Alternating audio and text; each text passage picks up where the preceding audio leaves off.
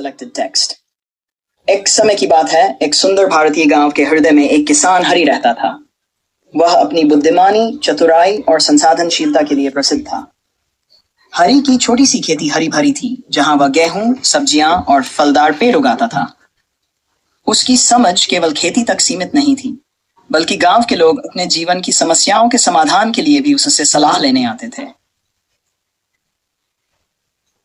एक दिन खबर फैली कि राजा ने राज्य में सबसे चतुर व्यक्ति को खोजने के लिए एक भव्य प्रतियोगिता की घोषणा की है।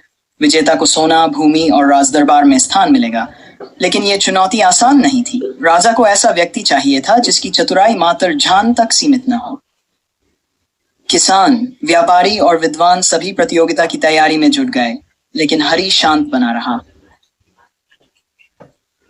उसे पता था कि असली चतुराई केवल सामान्य सीमाओं में सोचने से नहीं आती, बल्कि नए दृष्टिकोण अपनाने से आती है।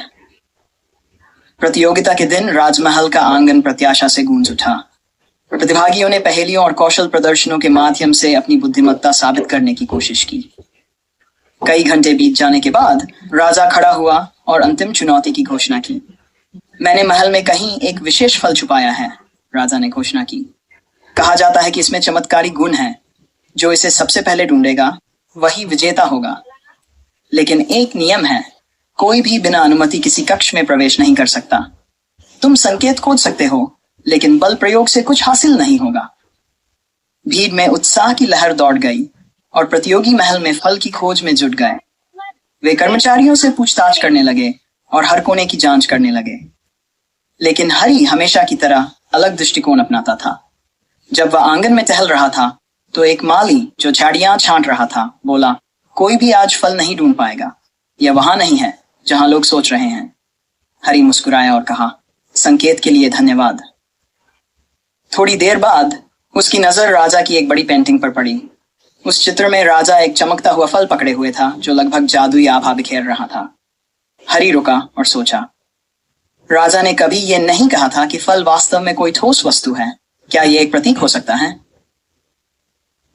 इस विचार की पुष्टि के लिए वह राजकीय पुस्तकालय गया, जहां उसे एक प्राचीन ग्रंथ मिला। इसमें लिखा था कि कैसे पूर्वज राजा अपने सबसे कीमती खजाने को प्रतीकों के रूप में छुपाते थे। एक वाक्य ने उसका ध्यान खींचा।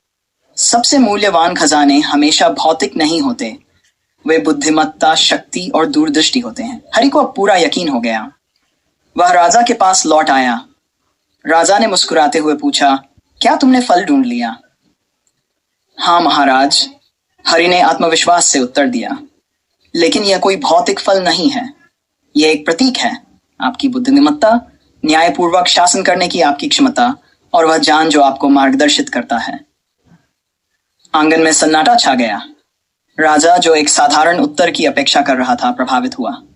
तुम सही कहते हो, राजा ने स्वीकार किया। सबसे बड़ा खजाना कोई वस्तु नहीं होती, यह नेतृत्व करने की बुद्धि होती है।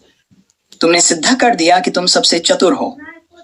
राजा ने हरि को सोना, भूमि और राजदरबार में स्थान प्रदान किया, लेकिन हरि ने विनम्रता से यह पद अस्वीकार कर दिया।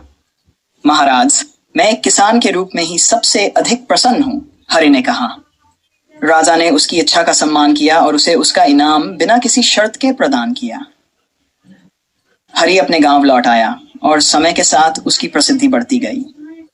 लोग अब न केवल खेती के लिए, बल्कि जीवन के गहरे प्रश्नों के उत्तर जानने के लिए भी उसकी सलाह लेने लगे। अपनी विनम्रता और बुद्धिमत्ता के माध्यम से उसने सिखाया कि सच्ची बुद्धि सब कुछ जानने में नहीं, बल्कि सामान्य से परे देखने की क्षमता में है। इस प्रकार हरि, चतुर किसान, एक संतोषजनक जीवन जीता रहा, जो सादगी, ज्ञान और अपनी भूमि के प्रेम में निहित था।